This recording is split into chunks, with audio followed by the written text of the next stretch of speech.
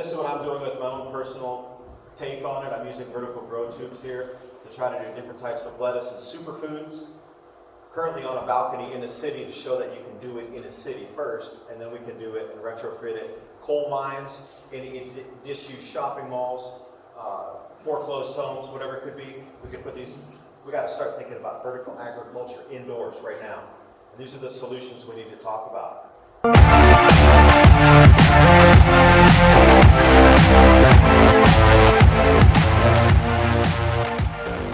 Get your 5G radiation-free stickers today.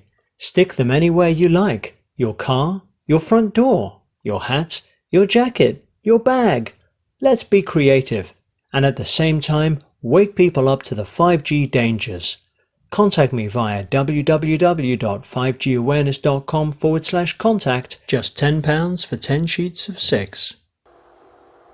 Now the magnetic pole is also in its wandering phase here, so how much of it is magnetic pole movement versus CO2? Because if this thing moves 2 degrees or 120 miles, 2 degrees latitude or 120 miles, what about 5 degrees latitude, 300 miles? This thing is moving at 120 miles per year now. So as the magnetic poles are moving around, perhaps that's part of the shift as well. So now we have all these other parts, with magnetic fields from the sun interacting with us, on a magnetic field of our Earth is moving around, cosmic ray bombardment's in there, we got all the pollution that we put into our atmosphere and into our waters.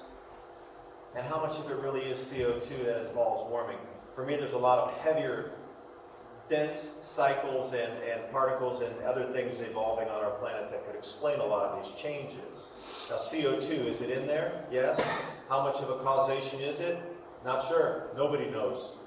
But I would really think the magnetic coupling of our sun would have a greater impact in cosmic rays and magnetic field movements would than CO2. But I challenge you to do the research. Don't listen to me. You do your own research on that and really come up with your own conclusion. Like here's an interesting one. European Space Agency used to show where the magnetic fields were moving, but they moved too fast, so they stopped publishing the data. 120 miles a year is a scary thing, because in 3 years, that's almost 400 miles difference, where if I take you 400 miles south from where we are here, what's the climate going to be like? Let's move 400 miles south of here. How would that be different? Yeah, quite a bit, eh? And then there's a considerable connection between how much cloud cover there is and how many galactic cosmic rays are coming in. So, long story short, more cosmic rays, more clouds. So this would also have maybe something to do with cooling temperatures, because more cloud cover reflects more sunlight. And Svensmark's really the one you want to look at. So I'm going to drop you a little breadcrumb here, Heinrich Svensmark. Now again, you know, what CERN did with their research and what Svensmark's talking about, there's still more conjecture and more study needs to be done about the true effects of this, but there seems to be enough of a correlation to put some peer-reviewed research out there and get it passed through the process. Now you can look at this movie, The Cloud Mystery, here, and it'll give, it's like the perfect, it'll be well explained better than I can do it. But again, these are the jet streams and the cloud cells on our planet. These things are moving around because of electromagnetic effects from the sun. CO2 cannot go that high in the atmosphere and have an effect on the jet stream this far up and then bend these cloud cells and cause different circulation patterns. It's 4/100ths of 1% of the atmosphere. Not even 1%, 4/100ths of 1%. And then nobody talks about the intertropical convergence zone moving on its 400-year cycle either. I mean, look at this. We got the actual area where the cloud cells are moving off the equator, moves this much during grand solar minimums naturally. But nobody wants to talk about that. It's too inconvenient, because how do you explain a shift in that? It's a natural cycle. And then here's the result is our jet streams. These are vertical jet streams now. This is earlier this year. Actually, when I was speaking up in London last time, this was the actual forecast for the UK here. And look at these jet streams, how they're undulating, the vertical. That shouldn't be like that. It should be more, well, it shouldn't even be like this. That's too much dipping. But we can see the jet streams are, well, I wouldn't say broken, but they're in the wrong places in the wrong seasons, causing unseasonal air. So look at this equatorial vortex bringing extreme heat up into the northern areas, where we get extreme cold plunging down to Florida and Cuba and places super far south. Now, for those of you who are into astrology and astronomy both, top 79 AD. Now you'll notice that we have this configuration where it makes a square in here with the Earth in the center. And then we come down to 2024 and we have the same configuration with the planets with the Earth in the center. I use mapping software where you can see, you can rotate the planets around and go back and forward in time to see planetary geometry. It's 1 degree difference between 79 AD and what we're expecting. And it's interesting. It's October of 79 AD and October of 2024. This is a 2,000-year cycle here, planetary-wise. So you have to ask yourself, do you believe in the planets, in the astrology, astronomy? Can planets affect us? Can planets affect our being, our consciousness? Because you see a lot of protests going on the planet right now, everywhere. So it seems this wave of consciousness sweeping through whatever, there's a lot of changes going on, physically, metaphysically, as well as earth changes. And then we are, I like to do this one because I have to get a little bit closer to read it. So the headlines are always like this. Why is Singapore heating up twice as fast as the rest of the world? And then it says the mountains are warming twice as fast as the rest of the world.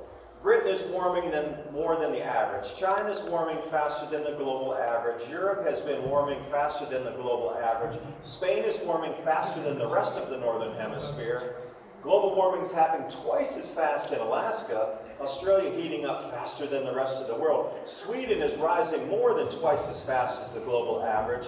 Adirondacks, that's an American mountain chain, is warming faster than the global average. Canada is warming at twice the global rate. Russia's warming faster than the rest of the world, and global warming is impacting Switzerland twice as fast as the rest of the world. Oh, and Finland is warming twice as fast as anywhere in the world. That's right. That's exactly what it is. You hit it on the head. The whole world's warming twice as fast as itself everywhere else because it's warming twice as fast, basically. And this is what they're feeding us every day. Now, how can these headlines be so similar, yet everywhere? That's impossible for that to be true. And another one I like to see here, all right, now this is the El Nino in late 1998 and in 1999. And it was the warmest ocean sea surface temperatures we've had to date. Now, the new excuse that there's all these record rains and all these record snow, now this is the pivotal point. The explanation for record snows right now is heating oceans, correct or incorrect? Next slide. If it was correct, then we should have seen record snows in 1998 because this is only a 1/10 of a degree warmer on this spike here in 2016-17. Now, if they're telling you the cause of record snowfall is warming oceans, then why do we not get the same outcome from this and this? They're both identical. But we didn't. I was told snow would be a thing of the past.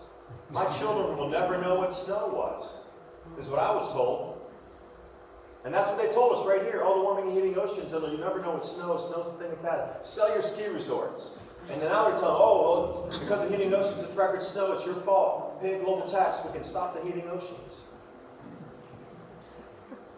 Now the thing is, when these intertropical convergence zones shift, we already know where the rain patterns are going to shift to. They've already done the reconstructions. There's thousands of these reports out there. Go to a PDF search engine and start looking. Thousands and thousands and thousands of locations have been mapped of what happens in these last 1,500 years of time, focused mainly on the water minimum and the spore minimum, on where the moisture shifted. They already know it's going to get wetter. They already know where it's going to dry out. So look at this in here. Parts of Australia are becoming, what, wetter and cooler, and they already know up here what's going to happen. So you're looking at how much rainfall on this chart here, and you go, whoa, it looks like much more rainfall here, but look how it moved north, and you get the west part of Australia, you get wetter, the central, and then look at that. What's happening in today's weather? Pretty much match. So you already know where it's going to move and shift to. And here we are, record rainfalls in Australia. Gee, really? I just pointed out to you, they already knew where the rainfall is going to shift, central and west. So here we are. Look at that, record rainfall, 2016, 17, 18, 19. This is the Australian outback in full bloom now. We could grow crops there now, too. This is the shift that's happening. And also when you want to, this is very specific for specific time dates. As we move through the Ming Dynasty, we start to see where there's dry pockets in northern China. They couldn't feed the people, so the Ming Dynasty collapsed around that time. So as we start to look through, we see where the drought areas are going to unfold based on past cycles. So now what we need to do is match the time and the place, and we can get a good indication, is it going to get warmer, or is it going to get hot, or drier, or wetter, or cooler? And if I'm going to grow food, I'm going to take over that country. If it's going to get wetter and warmer, or wetter, and I can grow food, my troops are not going to fight if they don't have food, and if they don't have food to give their families, they're not going to fight. And this is what they learned from the Roman period. If you can't feed your troops and their families, they go home. So getting food is going to be the utmost #1 important thing for an army that's going to keep moving forward and grab more resources. The food supply is the #1 thing they're looking for right now. Oil and energy, that's old news.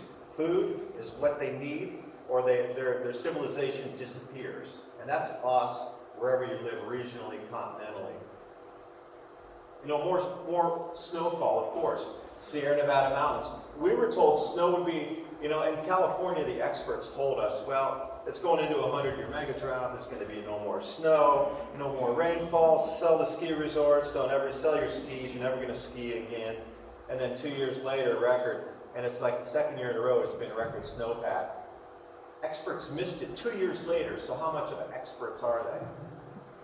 Now there's so much water coming in here on these things called arc storms that they need to classify a new category of arc storm, that's a 5+, because they know the rain push is going to be heavier and heavier on these new arc storms with the new jet streams forming. So they're already making a new category so you won't get spooked. Oh, we already have 5+. We know it's 5+. This is an interesting one here. This is the bloom dates here. Green is early and purple is late. So look in the United States here. It's really interesting, this particular part. You have some of the earliest blooming ever, right next to some of the latest blooming ever. And then we get up here where we lost the potato crop and the corn seed crop this year. And we have all this in the United States. We never planted on time either. And look at the desert Southwest in the United States. 4 times the normal amount of rain for the second year in a row. This is the desert Arizona, New Mexico, Anasazi Indians. They all left because they dried out. Now the rain's coming back because this North American monsoon is shifting to push, that arc storms you saw the water coming over the Sierra Nevada or the California mountains here. It was coming like east to west, and it couldn't get over the mountain range. But now the North American monsoon is shifting, so the water comes up, or the moisture comes up from Baja Peninsula straight into the desert now. Greening as well. American floods. We lost an enormous amount of crops this year, the most ever. Lowest yields ever in America. This is a normal flood stage in the spring when it floods every spring. This is this spring. Incredible amounts of floods. I mean, this isn't flood stage. Like major flood stage is this one. And this is what occurred this year, like biblical flood stage. And this is a result of it. So this bottom picture is pretty much a single image to sum up American agriculture this year. We got busted bins, we lost an enormous amount out of the silos that got run over. Major flood stage through Nebraska, normal year, and then you get this massive thing happening here. Roads are washed away. I mean, they're never going to refurbish these fields. It could take years to get this fixed again. So we couldn't plant, well, we're not going to plant again next year. Atacama Desert, driest place in the world. Wait, second super bloom in a year, record rains in the Atacama Desert. 2 years in a row. Let's see if we can make it a third year. Where's this little nugget taking place here? Look at the massive floods. Afghanistan. Now if you can think, that's Afghanistan. These rivers are flowing after 3,000 years of being dry. Who would have guessed? And then look at over here. you got parts of Iran. This blue is like record rains. So Afghanistan with record rains, Iran with record rains. Take a look at that. I wanted to zoom in for you. So what you saw in the Afghan floods, this is all the exact same in the blue areas here in Iran. Now, Iran's very much a desert area. Now it's starting to rain. What kind of food could we grow there? And look how big that grow zone would be. So would you want to flip the politics to get your feet in the door on a new grow zone? This is Saudi Arabia with the blooming fields here. This is also Saudi Arabia with the camels walking through the purple flowers. This is Oman forming lakes after the third typhoon rolled through there. These are lakes forming in the Omani dunes. Now these are vast changes here. There's a good zoom in on it. Dry before the floods, Oman and Yemen, they call it the dry quarter for a reason. It's the border of Saudi Arabia, Oman, and Yemen, that area they're fighting for, and you hear about the war right now. That area is this. What changed? Magically, they want to have that land now, huh? I wonder why. Now here's another outlier. We're going to take, this is the mid-Holocene, or 6,000 year to 4,000 year time period. The X's are where previous precipitation was, or lakes up in the Sahel and the northern, all the way over from Sudan, clear over to Morocco. Where you see a black square is where the water is and was 6,000 to 4,000 years ago. Now I found this here, this is the Chinese investment project map. So I started to match this up, and you can see a lot of concentrations of overlays of where the Chinese are, specifically in these areas. In the middle of the desert, building thermal plants for some reason, like in the middle of Chad. And again, here show the one here with the elephant. We both find the same stuff. There was also giraffes. But these are the cactus in America, and our deserts got covered in snow. So do you mean by thermal plants, you mean electricity? Yeah, electricity thermal plants. So my thing is, why do they want to build electric thermal plants in the middle of Chad, in the middle of the desert, unless they know that there's something that they're going to need electricity for? Drying crops, processing crops, who knows what. Having electricity for the workers that live in these places, water pumps. They're going to need vast amounts of electricity to do that. So then I just overlaid the two maps together, and you can see a lot of correlations inside here, especially along the Nile River in this section. So this year, record harvest in Algeria, Tunisia, and Morocco for grains. And you can see how these match up here with the Chinese investment projects all through the desert. In the mid-Holocene here, these mega lakes, okay, these lakes were in the middle of the desert. These mega lakes are as big as the Great Lakes in America. So if the rainfall is going to fall, and you know a rain pattern's repeating, you would go where the drainage basin where these lakes were first, because here's where all the riverbeds are, and they've mapped them out already. So instead of going to the center of the lake, which might not fill up first, you might go to a riverbed that's going to drop some smaller lake formation first. And that's where these investment projects are straddling along this termination point here. Somalia floods this is Somalia in 2018 last year. Look how vast that is. And these are areas that we consider some of the driest on the planet. Now this is Valentina Zarkova's research. Again, it's a work in motion. It's not set in stone. But the magnetic fields of the sun, when they cancel each other out, we start to get really weird effects on our planet with jet stream movement. So the wider the wave is, the more our jet streams and cloud cells are going to go out of their normal flows. And there's a lag time here of about 9 months as well.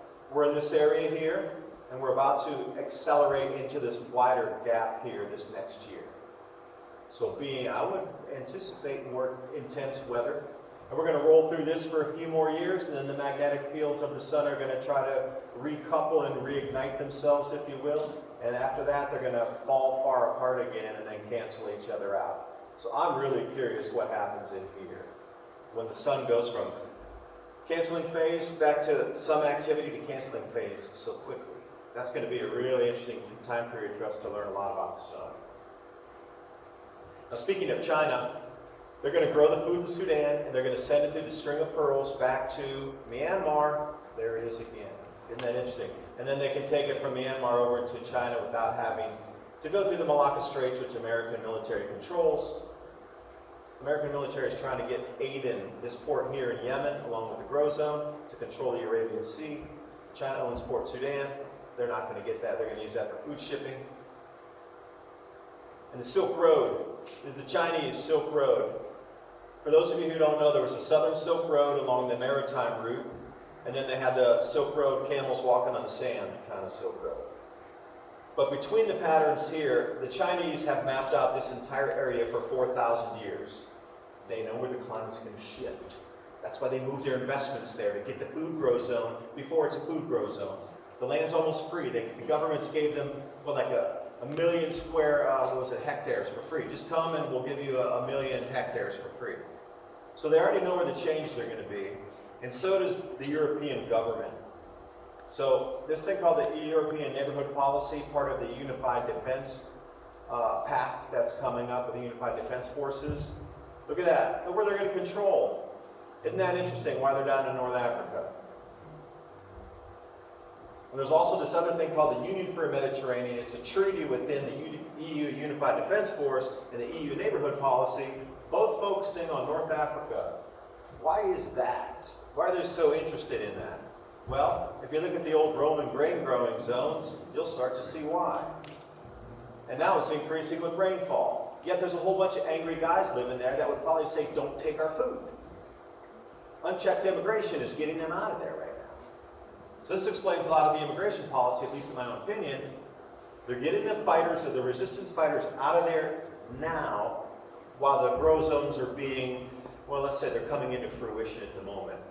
Now, if you live there, would you fight for your food? Yeah, I might want to keep it in my country too. I wouldn't want it exported. But 4 million men have left that area of the world so far. 4 million. China's largest army in the world, 2 million. They exited 4 million people out of there already, men. That would be a 4 million man army that they already got out of the fight. They're not going to be there to resist. Now, Wei Qi, this is the Chinese word for danger, opportunity in the crisis. So this is what we want to talk about, is the solutions, because this is kind of where our crops are going to go. We're going to be harvesting in the snow like we are this year. And what's coming out of that? Bad yields inside there. This is the American crop production and harvest at the moment. Pretty much looks like this. And the snowfall that Pierce had referred to, saying it was far above the averages. Well, here's how far out of the standard deviation it was for 2018 and 19, and how far out of the deviation it was for 2017-18.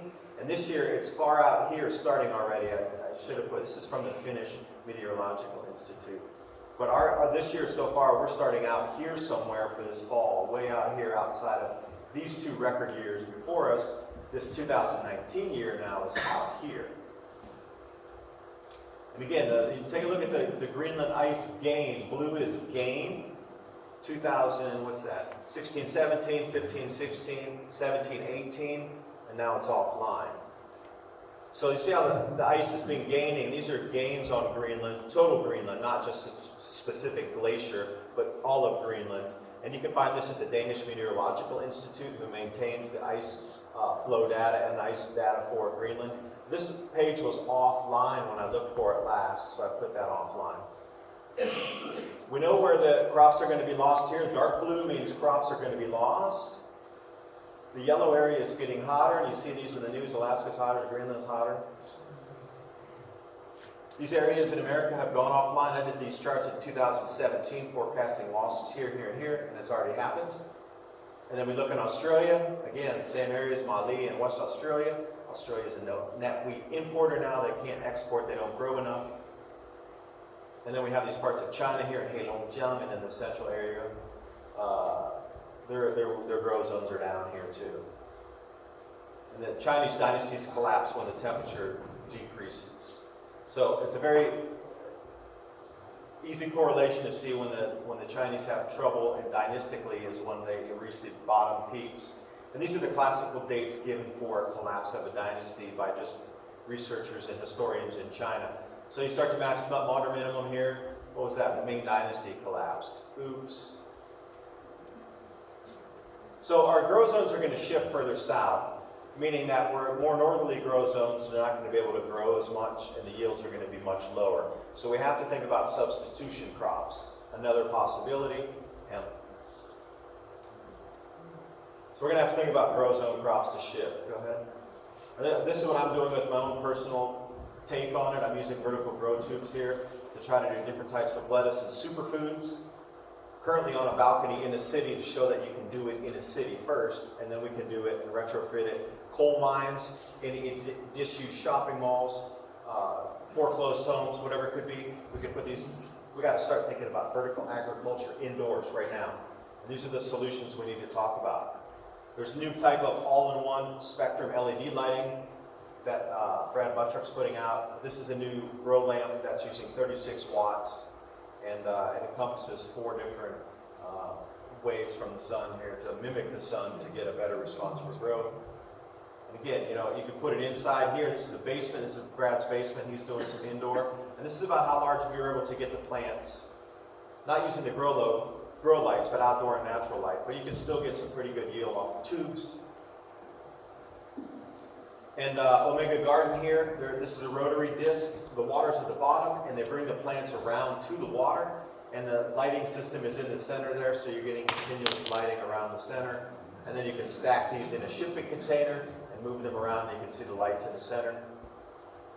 Now the plants bend, like when it comes right around this edge here in this quarter quadrant and up here, the plant stems are bending and the cells are bending, the cellular structure, so it strengthens the plant and they get higher yields because of the bending of the stems during the first growth period, and then eventually when they come to harvest, the yields are quite high and they're faster because of the bending of the cellular structure as it moves back and forth through the water around one turn. We need power, so how about gravitational vortex power, where these are wherever we have stream flows, we can get some new power. Solutions is what we really need to talk about. And thanks for listening, and I had a couple more things for you here in just a second. Keep going. Oh no, where's that thing? Keep going. Go. Go. You're looking for those charts at the end with the wind. It's not going any further. Huh. Go back. Well, it's in the PDF then. Anyway, thanks for listening. Hope you got something out of what I was trying to describe here in words and pictures. There's an extreme windstorm coming, and I had the GFS models for the wind. It's in the PDF. No, it's in the PowerPoint, I believe, not the PDF. Or the other way around, whatever one's on the screen right now. Oh yeah, it's in the PDF, or sorry, it's in the PowerPoint, not the PDF. The PDF's on the screen. Okay. So if you can close that down and then go to the PowerPoint. And it'll be at the very last second. Yeah, just go ahead and hit that. And it'll be at the very end there. Nope, sorry, it's got to be, yeah, that one right there. And go way to the end. When it opens up, go far down to the end, like slide number 93 or so. Go way down there to slide 93 until you see those charts.